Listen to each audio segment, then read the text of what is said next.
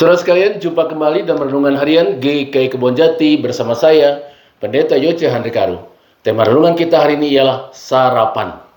Saudara sekalian, bagian firman Tuhan yang mendasari renungan kita bersumber dari kitab Nabi Yesaya pasal 50 ayat yang keempat yang berkata demikian. Tuhan Allah telah memberikan kepadaku lidah seorang murid, supaya dengan perkataan aku dapat memberi semangat baru kepada orang yang letih lesu. Setiap pagi ia mempertajam pendengaranku untuk mendengar seperti seorang murid. Saudara sekalian, sarapan atau makan pagi sebelum memulai aktivitas rutin di pagi hari banyak dilakukan orang. Manfaat sarapan antara lain saudara sekalian ialah yang pertama, sarapan menjadi sumber energi untuk beraktivitas. Yang kedua, meningkatkan konsentrasi otak yang membuat kita fokus dalam bekerja. Yang ketiga, menjaga keseimbangan metabolisme tubuh kita. Dan yang keempat, penelitian juga membuktikan orang yang rutin sarapan justru terhindar dari kegemukan.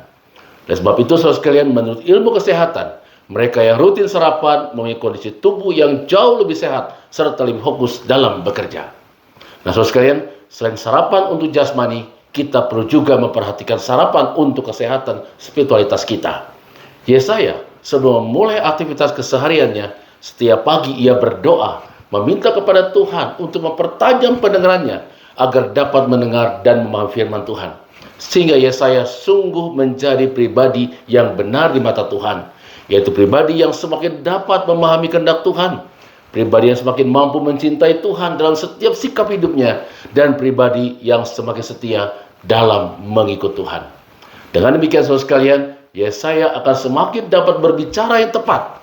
Perkataannya dapat memberikan semangat baru kepada mereka yang dalam keletihan dan kehilangan semangat dalam hidup, serta bertindak yang tepat untuk menjadi seorang murid yang hidupnya memberikan dampak dan perubahan yang positif bagi setiap orang yang berjumpa dengannya. Inilah santapan rohani yang rutin Yesaya lakukan. Sebab itu saudara sekalian, tidak mengherankan jika Yesaya menjadi nabi yang sangat efektif dalam memberitakan kehendak Allah dan mendorong terjadinya perubahan dalam hidup bangsanya. Saudara sekalian, sangat baik bagi kita juga itu, saya dan saudara, untuk mengambil waktu sejenak berdoa kepada Tuhan di pagi hari sebelum kita memulai semua aktivitas keseharian kita seperti yang dilakukan oleh Yesaya. Kita berdoa agar dapat lebih mengasihi Tuhan. Kita berdoa untuk dimampukan melakukan aktivitas keseharian kita dan mengisi kehidupan dengan lebih baik, lebih bermakna, lebih berdampak positif bagi kehidupan bersama. Berdoa untuk lebih peka dan berempati pada orang lain. Berdoa di pagi hari sebelum mengawali seluruh aktivitas harian kita adalah salah satu bentuk penyerahan diri dan kerendahan hati kita kepada Tuhan. Inilah sarapan rohani yang menyehatkan dan menguatkan kehidupan kita.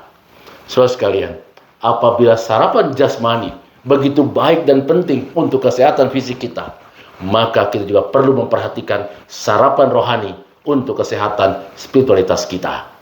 Tuhan memberkati saudara. Amin.